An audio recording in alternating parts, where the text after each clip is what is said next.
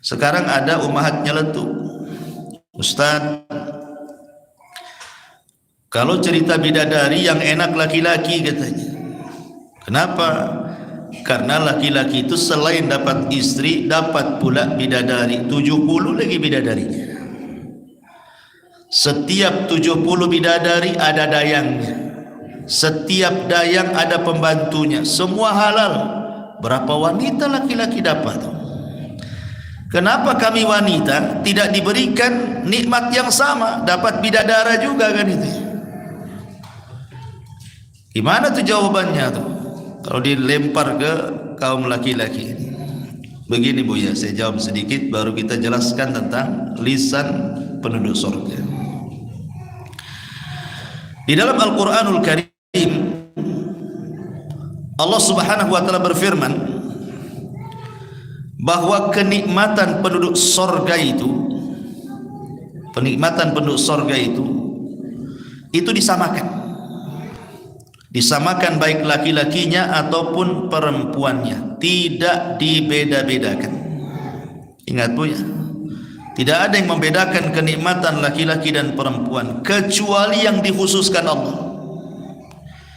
Seperti ya tadi, laki-laki dapat sekian bidadari, itu kan kekhususan. Allah lebih tahu tentang nikmat laki-laki dan Allah lebih paham tentang nikmat perempuan. Itu yang harus dipahami. Alasannya gini Bu ya, kenapa Allah Subhanahu wa taala tidak menyebutkan dalam Al-Quran nikmat wanita dunia yang masuk ke dalam surga? Kenapa Quran tidak menyebutkannya?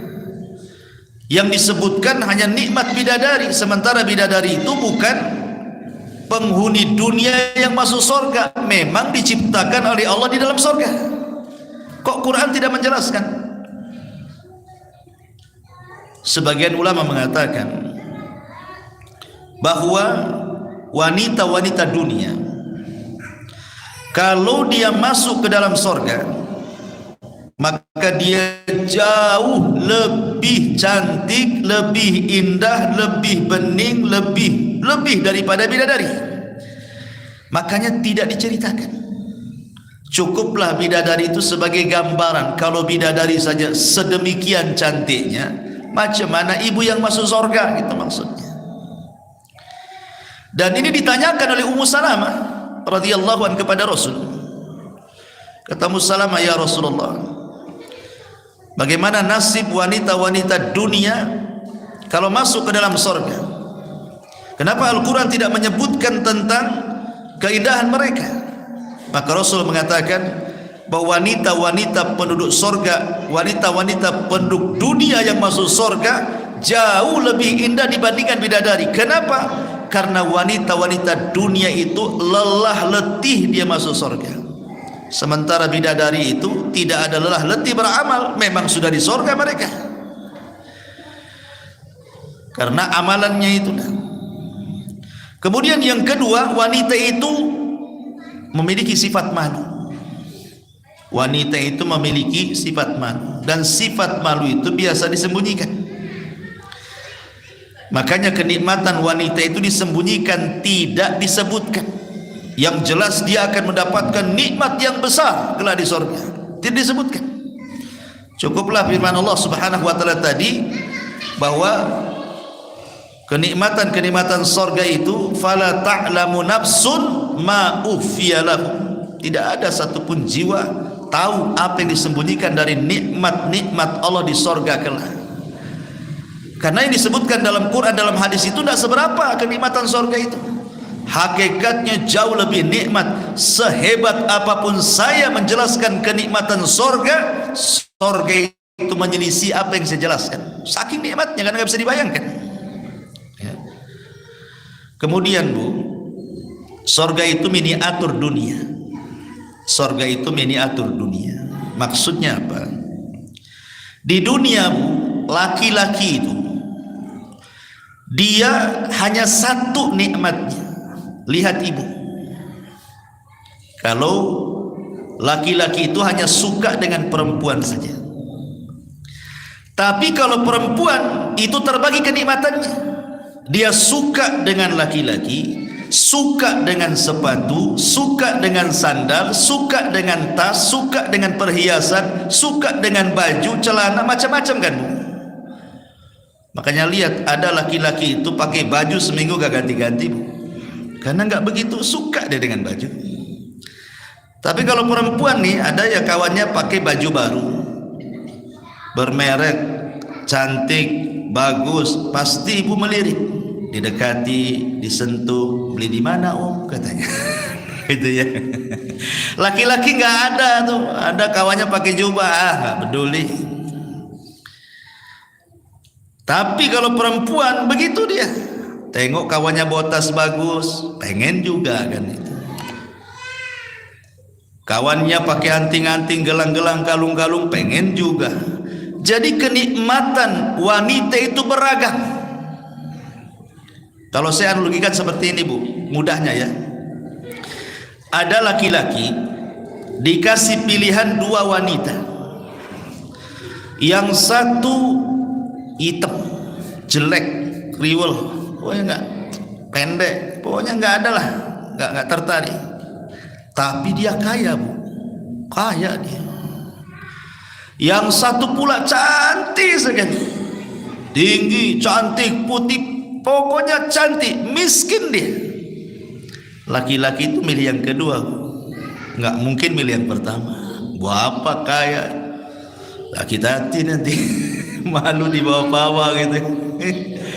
Coba kita balik Bu, ibu dikasih dua laki-laki, yang satu ganteng luar biasa, yang satu jelek. Yang jelek ini miliarder, rumahnya banyak, gajinya ratusan juta, apapun yang ibu mau per bulannya ratusan juta.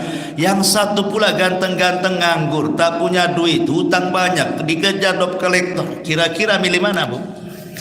Gitu ya. Pasti ibu milih yang jelek, yang penting kaya.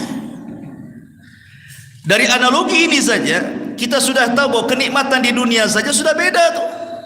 Makanya kenapa di sorga juga demikian, ada kenikmatan itu yang luar biasa. Makanya di sorga itu tidak ada kecemburuan Bu, karena ibu itu cantik terus. Karena ibu cantik terus, bahkan lebih cantik di antara bidadari sorga, makanya tidak akan cemburu. Tapi kalau di dunia nih, suami berpoligami, dapat istri muda, ibu pula sudah tua, jelek pula kan itu, pasti cemburu tuh. Poligami kok cari yang kayak gini, yang sama-sama tua lah sama saya banget. Itu ya. Karena di dunia ini pasti tua sih masalahnya. Jadi makanya di sorga itu nggak ada apalagi ketika orang masuk sorga itu mau sudah dicabut kecemburuannya kan. Wa naza'na ma fi sudurihim min ghillin ikhwana. Kami cabut perasaan penyakit-penyakit hati itu sehingga nggak akan cemburu lagi. Karena kenikmatannya dengan laki-laki itu dilupakan, ada nikmat yang jauh lebih besar bagi wanita itu. Ma'asyiral muslimat yang dimuliakan Allah Azza wa Jalla. Kemudian juga apapun yang dikehendaki di sorga itu pasti ibu dapat. Di dunia Bu, terkadang ibu punya kehendak dan belum tentu dikabulkan kan Bu. Minta sama suami, tolonglah Bang, orang sebelah itu baju bagus, tas bagus, gelang-gelang, anting-anting, kapan lah saya dikasih katanya, asibok kresek sana sini katanya. Belum tentu dikabulkan suami kan Bu. Ibu punya kehendak itu belum tentu dikabulkan suami. Paling suami paling tinggi, ya nanti nabung dulu, sabar kan itu. Macam-macam jawabannya. Tapi di sorga itu keinginan ibu dilaksanakan, ada semua. Apapun yang kita kehendaki Allah kabulkan. Pertanyaan, di sorga bisa hamil nggak Ustaz saya? Bisa punya anak nggak di sorga? Kata ulama mengatakan penduduk sorga itu tidak akan hamil. Penduduk sorga itu tidak akan punya anak. Penduduk sorga itu hanya senang-senang saja sama suaminya, tapi tak punya anak. Kenapa demikian? Begini Bu ya, anak di dunia itu berapa tahun lah lucu-lucunya? Coba Bu, 3 tahun masih lucu lah kan, 4, 5, itu kalau udah 7 tahun nyebelin tuh, udah mulai nakal dia. Kalau sudah belasan tahun kurang ajar tuh, kasih tahu tak mau, apalagi usia-usia SMP, tuh degil-degilnya tuh. Jadi kenikmatan sama anak itu sebentar di dunia itu. Tapi di sorga itu walaupun ibu ndak punya, nggak mengandung, nggak melahirkan, ada anak-anak juga di sana. Anak-anak orang kafir yang mati masuk sorga, anak-anaknya orang yang beriman gitu ya. Makanya Allah mengatakan dalam Al-Quran itu, yatufuna alaihim wildanun mukhalladun. Maka akan ada anak-anak kecil yang lucu-lucu. Lucunya itu mukhallad. Mukhallad itu lucu terus. Nggak ada waktu-waktu nggak lucunya, lucu terus gitu ya. Itulah luar biasa anak-anak yang ada di sorga itu ya. Ma'asyiral muslimat yang dimuliakan Allah Azza wa Jalla. Kemudian juga yang namanya kehamilan, yang namanya kelahiran itu kan menyakitkan kan. Di sorga itu tidak ada yang menyakitkan. Karena kalau wanita hamil itu gerak aja susah, dia tidur aja susah, apalagi sudah besar kan. Makan aja kadang-kadang muntah. Nanti pula melahirkan, meregang nyawa pula kan itu. Banyak perkara-perkara yang menjadikan kemudian tidak ditiadakan di sorga itu karena tadi di sorga itu darun ni'mah ya. Darun ni'mah itu maksudnya tempat semuanya nikmat dari Allah Subhanahu wa ta'ala, tidak ada keperitan di sorga.